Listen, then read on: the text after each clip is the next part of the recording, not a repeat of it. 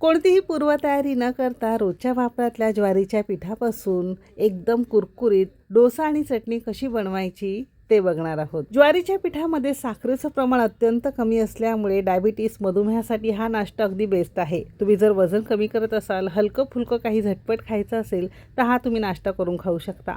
प्रत्येकाला कळेल अशा साध्या सोप्या सरळ भाषेत रेसिपी शेअर केलेली आहे, म्हणून शेवटपर्यंत नक्की बघा। जर आवडली तर एक लाईक नक्की करा। चॅनलवर नवीन असाल सबस्क्राईब करून बाजूची बेल घंटा नक्की क्लिक करा। आपल्या ऑर्गॅनिक मसाल्यांना तुम्ही अगदी भरभरून प्रेम आणि प्रतिसाद देत आहात। ज्यांना कोणाला मसाले ऑर्डर करायचे असतील तर स्क्रीनवर तुम्हाला व्हॉट्सअप नंबर दिसत असेल तर मसाले नक्की ऑर्डर करू शकता। चला तर मग सुरुवात करूया।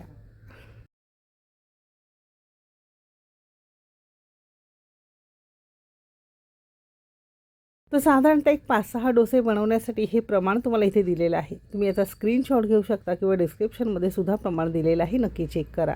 ज्वारीच्या पिठाचं डोशाचं पीठ बनवण्यासाठी सगळ्यात पहिल्यांदा मिक्सरच्या भांड्यामध्ये मेजरिंग कपने 1 कप दाबून आणि वजनी म्हणाल तर साधारणतः 200 ग्राम प्रमाणात ज्वारीचं पीठ न चाळता घेतलेलं आहे। ज्वारीच्या पिठामध्ये कोंडा खूप जास्त प्रमाणात असतो आणि त्यामध्ये खूप फायबर्स असतात, म्हणून जेव्हाही तुम्ही ज्वारीचं पीठ घेता न चाळता असंच वापरायचं आहे। आता सेम कपने बरोबर अर्धा कप किंवा 100 ग्राम प्रमाणात रवा घ्यायचा आहे।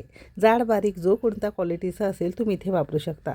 रव्याऐवजी तुम्ही इथे डाळीचं पीठ, मूग डाळीचं पीठ, बेसन पीठ वापरू शकता किंवा तुम्ही इथे ना ओट्स वापरलं तरी सुद्धा चालू शकेल। तसं हे आपण हे प्रमाण घेतलेलं आहे।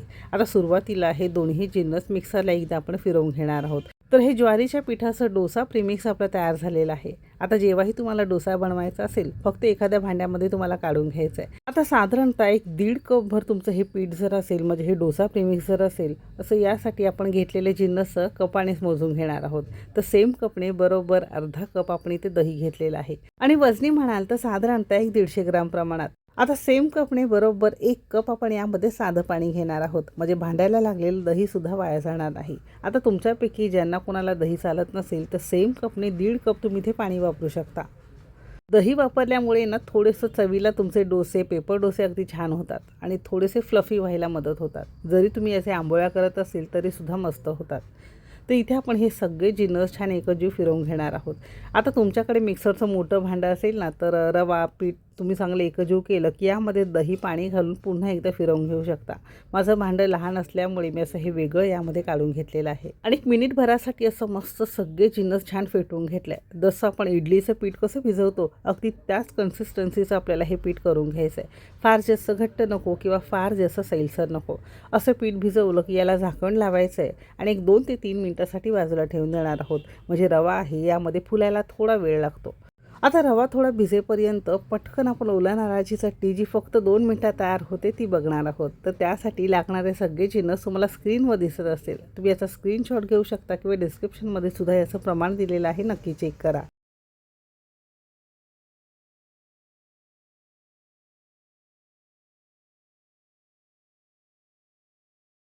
चटणी बनवण्यासाठी अर्धा कप ओल्या नारळाची कापं घेतले। तुमच्याकडे नसेल तर सुकं खोबरं थोडं पाण्यामध्ये भिजत घालून त्याचे तुकडे करून घेऊ शकता। डेसिकेटेड कोकोनट पावडर असेल ती सुद्धा चालू शकेल। आता अर्धा कप खोबरं असेल त्याला अर्धा कप भाजलेली डाळवं घेतलेली आहे। दोघांचं प्रमाण इक्वल किंवा एकसारखं असावं। बाकी 2 हिरव्या मिरच्या, 2 लसणाच्या पाकळ्या, अर्धा इंच आल्याचा तुकडा, 1 चमचाभर चिंच घेतलेला आहे, चवीपुरतं मीठ घेतलेलं आहे। आता हे सगळे जिन्नस आपण पटकन मिक्सरला काढून घेतलंय। आता जर आवडत असेल तर एक अर्धा कप तुम्हाला इथे कोथिंबीर घ्यायची, नसेल तर तुम्ही स्किप करू शकता। आता सुरुवातीला हे सगळे जिन्नस अशीच कोरडे मिक्सरला फिरवून घेतली आणि थोडंसं पाणी घालून नंतर बारीक करून घेतली। असं केलं की खोबऱ्याचे बाकी जिन्नसांचे तुकडे राहत नाही। आता या डोश्याबरोबर खाण्यासाठी ना चटणी अगदी फाईन किंवा बारीक न करता थोडी मोठी मोठी ठेवली तरी सुद्धा चालू शकेल। तुम्हाला हवं असेल तर तुम्ही याला फोडणी देऊन खाऊ शकता, आपण अशीच ठेवणार आहोत।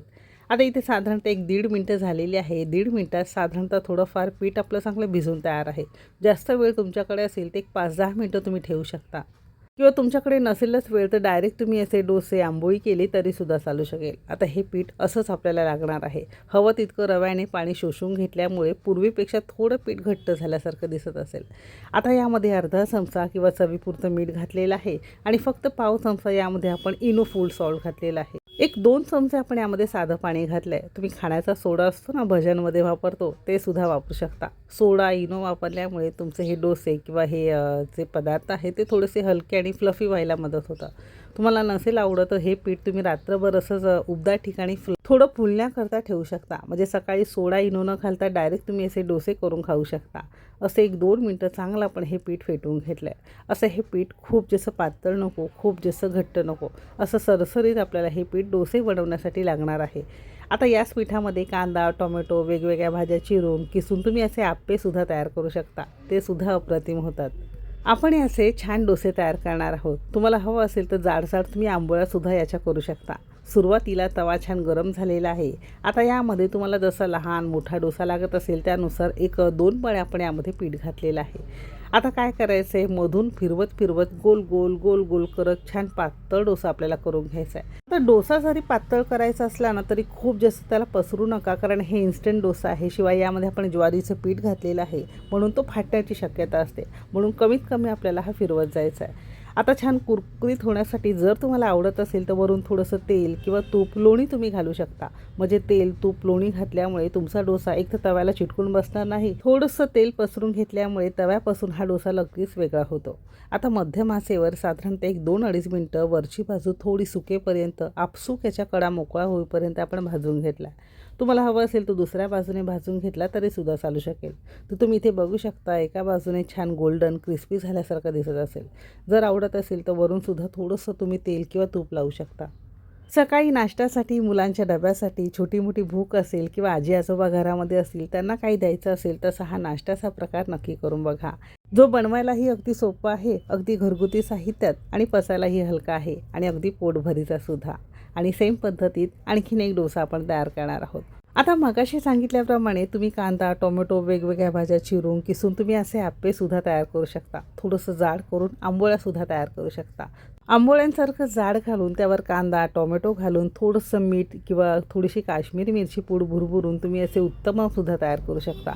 म्हणजे असं हे एक पीठ तयार केलं की घरामध्ये वेगवेगळे नाश्त्याचे प्रकार प्रत्येकाला तुम्ही करून देऊ शकता.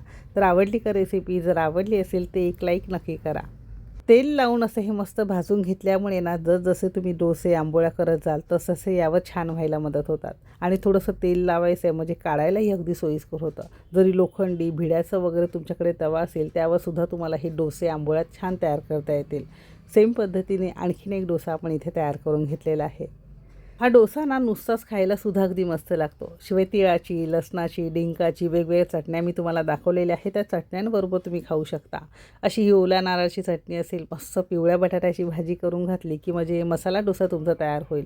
असं हे मुलांना, आजी आजोबांना, घरामध्ये सगळ्यांसाठी नक्की करून बघा. झटपट होतो, पोटभरीचं आहे, कमीत कमी साहित्यात, ग्लुटन फ्री असल्यामुळे सगळ्यांना चालू शकतो. रेसिपी जर आवडली असेल तर एक लाईक नक्की करा. चॅनेलवर नवीन असाल सबस्क्राईब करा. बाजूची बेल घंटा नक्की क्लिक करा. रेसिपी कोणत्या शहरातून बघताय ते सुद्धा नक्की लिहा. आणि आपल्या रेसिपीज तुम्हाला कशा वाटतात ते सुद्धा कमेंटद्वारे नक्की सांगा. आता इथपर्यंत रेसिपी बघितली असेल तर नक्कीच आवडली असेल तर पटकन लाईक करा. चला तर मग भेटू एक मस्त आणि जबरदस्त रेसिपीसोबत. तोपर्यंत मस्त खा आणि स्वस्त रहा.